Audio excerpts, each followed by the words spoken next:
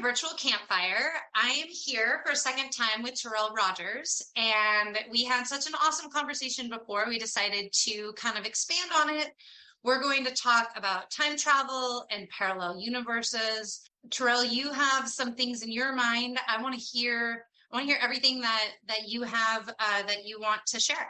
So besides time travel and dreams, which I also get into, I wanted to follow up on with the 9/11. History Channel did a time travel episode, and then 9/11 was brought up, and it had me thinking about the videos. There was a report that said that Donald Rumsfeld met with I don't know if he met with a time traveler, but they said that Rumsfeld had received photos. It didn't hit me until like recently, like because we've been trying to figure out for years if the 9/11 videos were edited, like how did they do all that in one day? Because even that has like drove me crazy because because a lot of people have different theories. I don't believe the news reporters had anything to do with 9/11. That I don't believe. But I do believe that the videos did have some alterations in them, especially the way the planes looked out of place and everything. And a lot of synchronizations of videos that was happening that day. The planes just look way out of place. One thing that I noticed about the video on 9/11 is I think I mentioned I was working in a live booth during so every morning we would have live feeds that would come in from New York. The scenes were always kind of the same, like wide shots of the city. First red flag I saw was before the planes hit. When I got into the booth, it was a close-up shot of the Twin Towers. And it wasn't like a shot we would use on the news. And part of my job was to aesthetically use like nice looking shots. So I specifically asked our master control to call the New York station and ask if they could change the shot. Then a couple seconds later, the planes hit. Yeah. But it's very strange that they were shooting that shot. Yeah. I'm not saying that anyone in the media knew what was going to happen, because I agree with you. I don't think anyone knew, but somehow that camera, which was probably a robotic camera somewhere on, fixed onto something in New York, outside of a station or whatever. But that was a major red flag, and it's something that I don't forget. CNN actually did a report on this. The guy was being interviewed on CNN. The guy said the same thing me and you said. He doesn't believe the reporters were in on it. He told the CNN reporter he doesn't believe the reporter in CNN was in on it. I'm the same way. I don't believe the reporters or even the organizations themselves were altering this stuff. They're if anything, they're the victims in all this. Mm-hmm. Yeah. It's just stuff we just comprehend. I think time travel might have played a role in this. Maybe they actually had videos, because if there was any truth about Rumsfeld being sent photos, who's not to say that they sent them videos and then they used those videos? I never believed they were planes. I believe they were missiles, and you could clearly see like the missile in a lot of 9/11 videos. That's why they don't show them as often, because you can actually clearly see it's a missile disguised as a plane. You were there in New York on that day, and And you said it didn't sound like a plane. I never believed it was a plane. Was because of the sound of the explosion. Then turned the TV on as I got home. First tower was on fire. That's what we heard. And then the smoke is going over our neighborhood of Bedford-Stuyvesant. Second explosion was like really loud. Like I would find it hard to believe if a plane were to hit the Twin Towers, ain't no way the explosion would be that loud. Something like a missile or an intercontinental ballistic missile, yeah. That would be a loud enough explosion. Us as New Yorkers, we're used to planes flying because LaGuardia Airport and JFK. LaGuardia is not that far from me, so I can see the landing pads on the planes like lowering. Ain't none of them have that high-pitched sound that 9/11 had. And you have some people who saying they saw planes. I think those people were just caught in the moment. They thought they saw a plane, but they really saw a missile with fake wings. When you see something happen so fast and it isn't something that your mind can even give vocabulary to, it takes a long time to kind of reach into your subconscious and pull out what you saw, what you actually saw. That does make me very uncomfortable. Like living in New York City, experiencing it, my favorite spot being destroyed, and then knowing that we just been told this lie all this time and everything.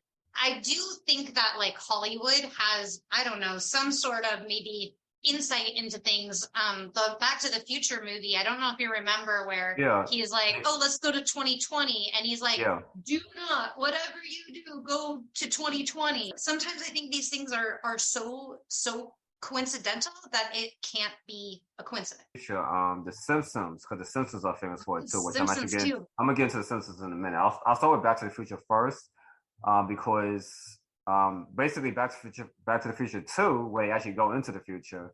So Marty, I think he hit like a, what was it, a pine tree or something? Because when he left, it was like twin pines, and then when he came back, it's a single pine because now it's a single building in New York.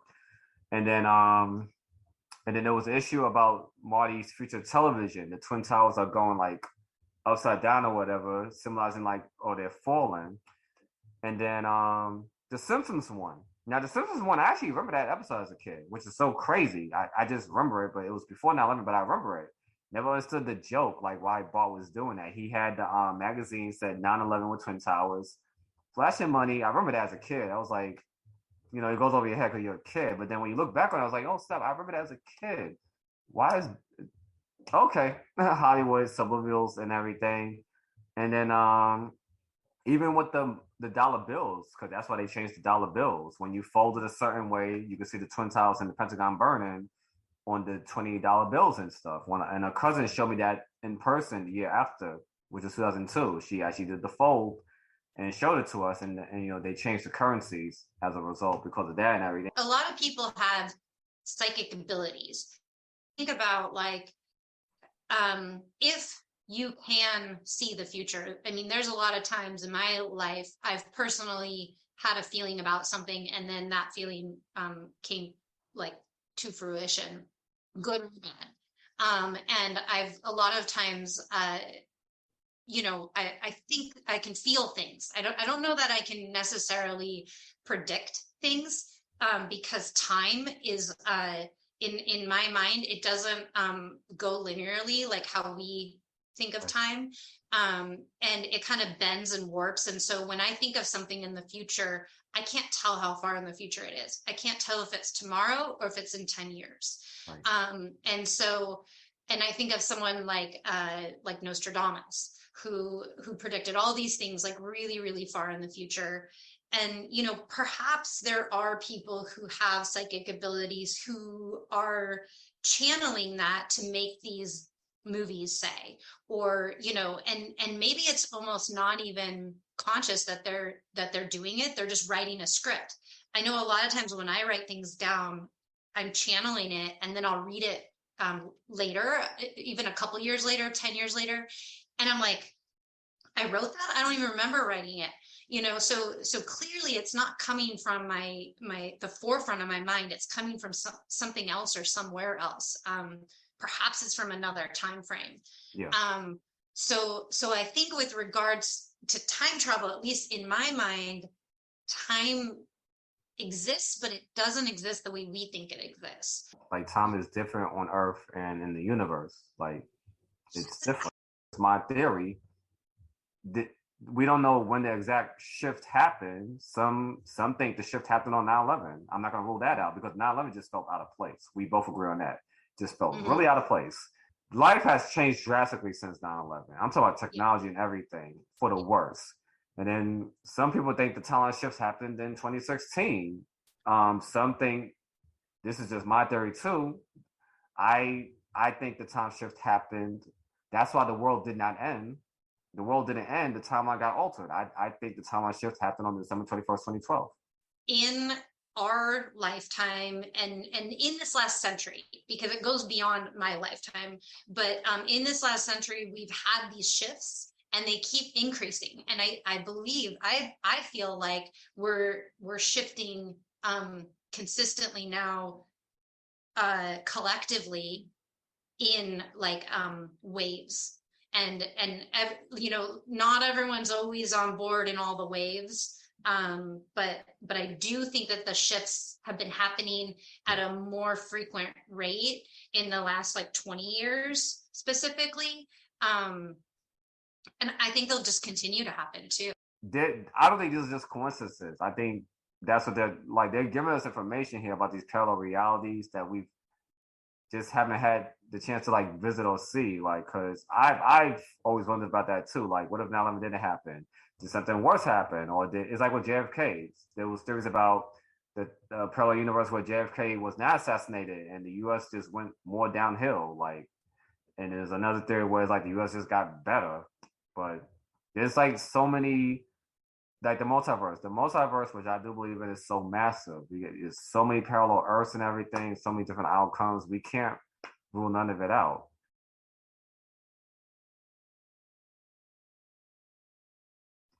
I mean, I would love the time travel. I've had time travel dreams. Like I've had dreams where me and time travelers went back to try to stop 9/11. I had a dream where we failed to stop 9/11. We actually stopped 9/11 and it still happened. It happened on a sunset. Like, and I remember being mad. I remember being mad in the dream, talking to a woman.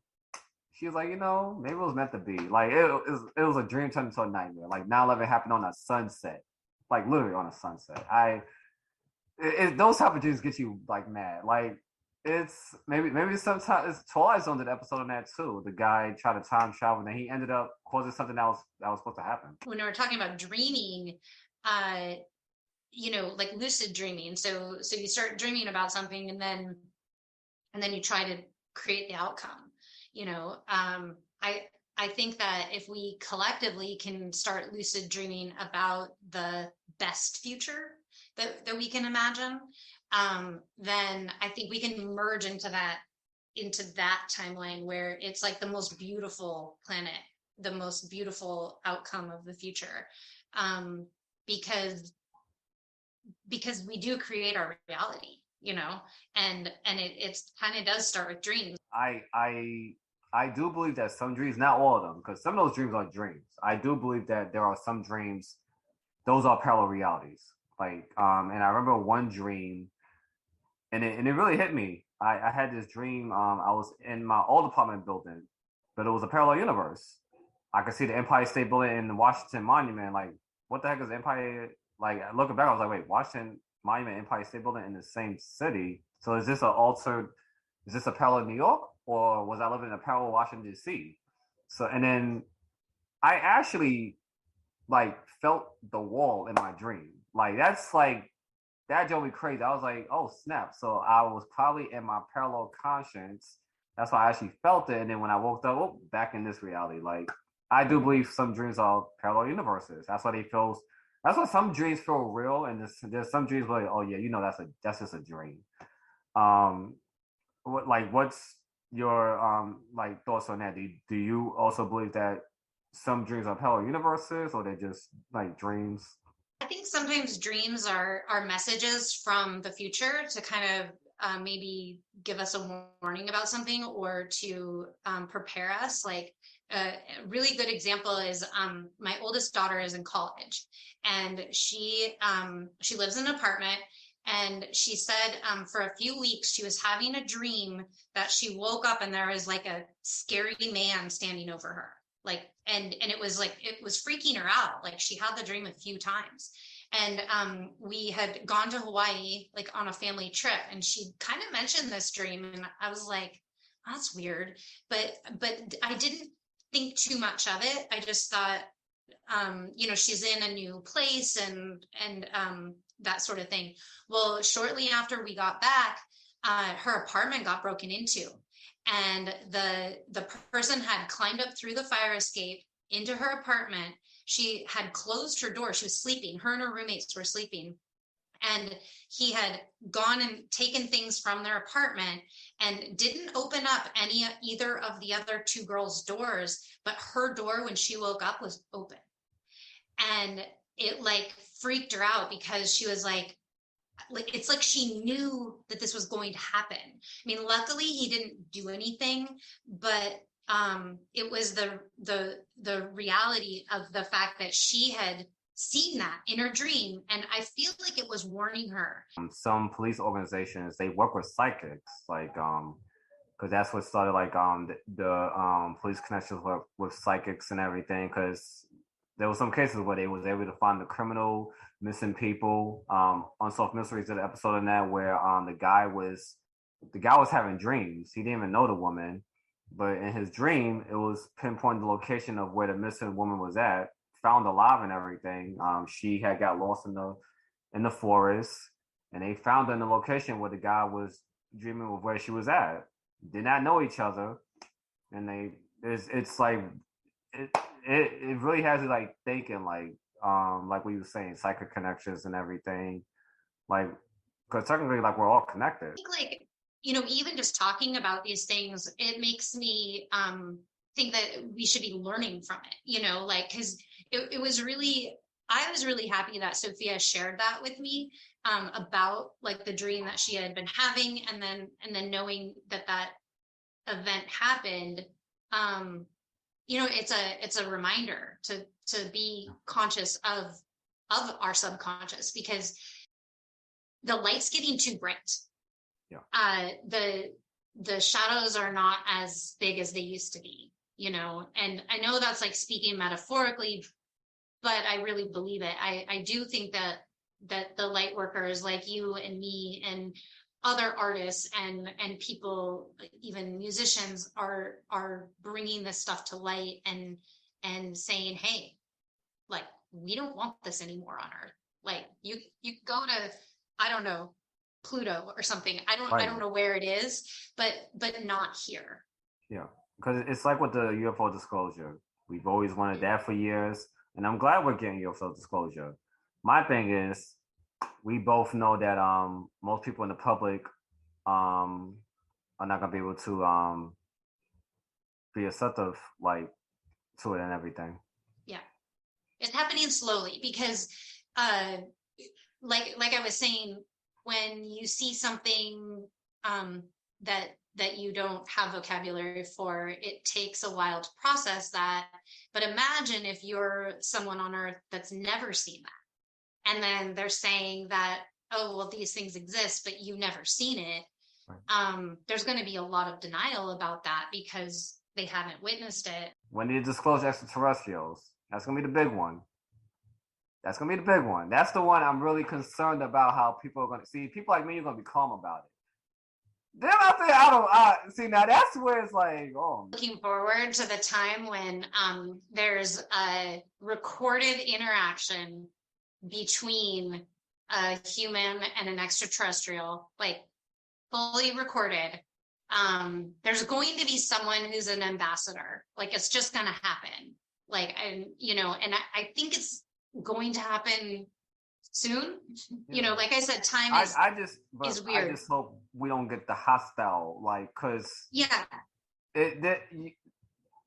we see it already. Like, there's gonna be some fools out there. It's gonna be like, oh, that's fine and all, but you're not, like, we got fools out here, and that's what I'm concerned about. Like, more likely, more advanced than us anyway, so they would brush that off. But then it's like, what if that caused them to be our enemies? Because, like, at the end of the day, there's friendly ETs and there's hostile ETs. Like, unfortunately, there are hostile ETs out there, and we really have to, like, this is why disclosure is so important and everything. Like, because we really need to be prepared for this. Like, and that's the problem with most people. They're so busy on TikTok and everything. It's like nobody, like, I'm not gonna say nobody. Most people in this case, they're not educating their brains right now. There are ways that we can spiritually protect ourselves from the hostile ETs. On the flip side, I feel like we can call in the energies that we want. And that's why I think there'll be some sort of ambassador. And I don't know, or a liaison or some sort of bridge that is able to communicate in a peaceful way with extraterrestrials. And I think, and most people believe that's definitely done telepathically. People, it's like, if you take the internet away, they will go crazy. Like, and right now they're not people are afraid to get this knowledge because they feel like they're gonna go crazy, which to me it feels like a protection. Like when you eliminate your brain, it's a protection. That's how I always viewed it. And it's like and that's why, it's like with my circle. That's why my circle is so small. Like there's some people out there, it's like, nope, this is not for me. This is not a protection. I need to be around people like me and you that are like healers, scientifically educated, artistically educated. Like I have to be around that because I can't be around anybody that's not looking out for people's safety and all that. And there's different forms of safety. There's spiritual safety, physical safety, emotional safety. I have to be around people that's like me and you, that's like just synced on that level of like frequency, like synchronization. I feel like on a personal level, my circle keeps getting smaller and smaller. And it's not like, and I'm not saying like I'm a hermit or anything, because I definitely travel and I have people that are very close to me that I really love. And but I don't just go to like random parties anymore that I get invited to, a friend of a friend, or things like that, where unless it's something that really sparks an interest in me, I'm just I'm passing it by. Where I attended some art events and it was just a toxic like environment. It's like drunk people, racist people, just toxic. And I'm like, why am I wasting my time here when I could have been somewhere else and Yeah, everything. like you could have been creating something or doing something wonderful when you're just like witnessing all this like bullshit. There's a lot. I see when it comes to art, I'm not about competition. I'm about equality. But Yep. most artists in New York City, all they care about is competition. Like I don't. That's not attractive to me. Like attractive to me is being equal, spiritual, like uplifting each other and everything. Like that's attractive. Was there anything else that you wanted to that you had in your mind that you wanted to kind of get out there, or Yeah. just Well, especially for the people that's like watching, like don't be afraid to be yourself. You see that in me and you. Like, Mhm. don't be afraid to be yourself. Like, it's never good to prejudge. Always understand somebody's situation and everything. Like, we all have different lifestyles. Don't be quick to hit that judgment because it's not good to judge, period. Like, get to know the person. Like, communication is very important. If you're unsure about something, do what I always do. Talk to the person. Like, talk to the person because you don't want to like talk to somebody else and then the person doesn't even know, and then the other person that you're talking about doesn't even know what the heck is going on. Like, and then now they're in the situation feeling all sad and everything because they thought everything was going okay. Talk to. I know some people are afraid to talk, but that's part of communication. Like, you got to talk to the person if you're unsure about something or unsure about a thing or a situation. It helps. Communication helps a lot. It saves a lot of heartaches and everything. Like, find a friend that you can actually like spiritually connect with, because that's the best connection. Like, besides fun activities, you want to make sure you find somebody you can spiritually connect with. That's the most important one. Like, fun and everything, like that comes and goes, but you want to make sure you have a friend that you can spiritually connect with, because that's everlasting. That friendship will never end. Just be yourself. Like, if somebody's judging you, then they're not for you. Don't be Yeah. stressing out over it. They're just not for you. There's gonna be somebody out there that's gonna be appreciative of you at the end of the day. Even I'm gonna say, even if it's like, say, someone that you think you should have a connection with, like maybe a family member or someone close to you that you've known for a really long time, but you're realizing that it's always a fight, like everything is Yeah. confrontational. Maybe that's time to, make your circle a little smaller.